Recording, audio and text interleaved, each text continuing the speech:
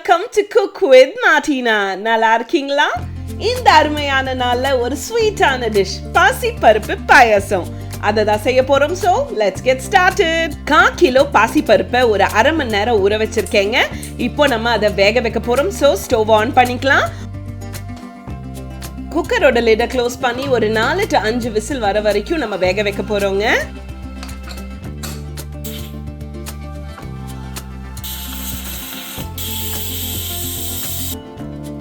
வெந்துருச்சு. ஸோ எடுத்து வைக்கலாம். ஒரு குட்டி பேன் வச்சிருக்கேங்க. இப்போ நம்ம முந்திரியும் திராட்சையும் நம்ம ஃப்ரை பண்ணி எடுத்து வைக்க போறோம். பேன்ல நெய்யை சேர்த்துக்கலாங்க. கேஷ்யூவை ஃப்ரை பண்ணிக்கலாங்க.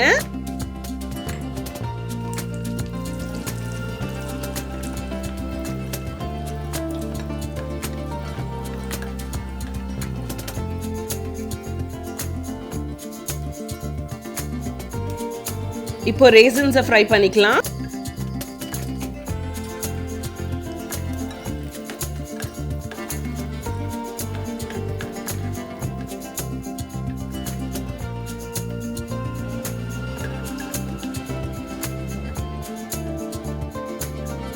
இந்த நெய்யை நீங்க வேஸ்ட் பண்ணிடாதீங்க. நம்ம பாயசத்துல இதை ஆட் பண்ணிக்கலாம்.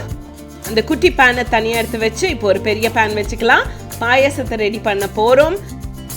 ஒரு 200 கிராம்ஸ் ஜாகரி இப்போ சேர்த்துக்கலாம். இப்போ இது கூடவே ஒரு அரை கிளாஸ் தண்ணி சேர்த்து நல்லா கொதிக்க விடலாங்க. நல்லா கொதிச்சிருச்சு. இந்த நேரத்தில் நம்ம வேக வச்ச பருப்பை சேர்த்துக்கலாம்.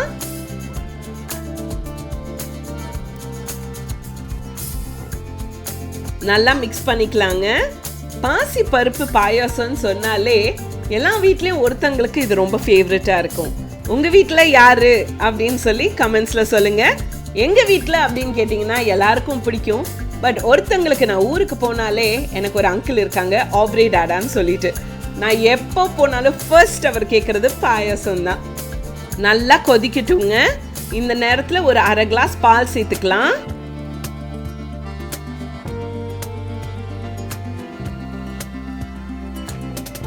நல்லா மிக்ஸ் பண்ணிக்கோங்க. பாயசத்தோட கலர் பார்த்தீங்களா எப்படி மாறிடுச்சுன்னு. பர்ஃபெக்டான கலரில். இப்போ அந்த நெய்யை ஊற்றிக்கலாங்க.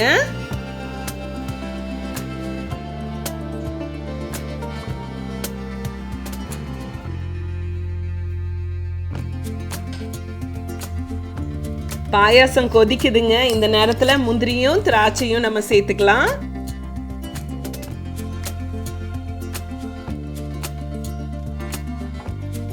பாசி பருப்பு பாயாசம் ரெடியோ ரெடி.